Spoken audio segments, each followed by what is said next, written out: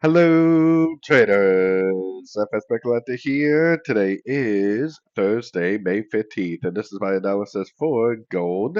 If you haven't done so yet, definitely do check out my free Discord channel, which is linked down here in the corner at the end of the video. And make sure to take a look at my website, fxpipcollector.com. Watch the video on my home screen to learn more. So anyways, on gold, I mean, this still to me looks like a very clear A, B, C correction.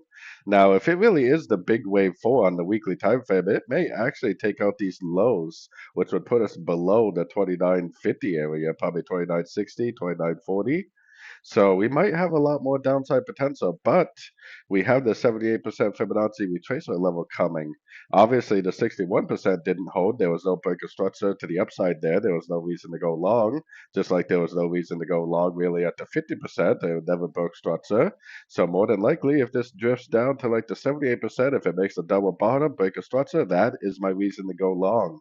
If it doesn't do that, it just makes a little bounce and then goes down and makes a bounce and goes down, then there's really no reason to go long in a big way, and I would just look for shorts every chance I got. Now, going down to the 1 hour time frame and below, I definitely wouldn't be trying to go short right this minute, but I definitely would be trying to go short anytime I see a pullback, especially if it's some kind of a three-way pullback, like this, one, two, three waves up. Even this right here is like a one, two, three-way pattern. I bet on the shorter time frames, this is a one, two, three-way pattern, and I bet this is a one, two, three-way pattern. So I'm looking for those one, two, three-way pullbacks to go short until my higher time frames tell me otherwise.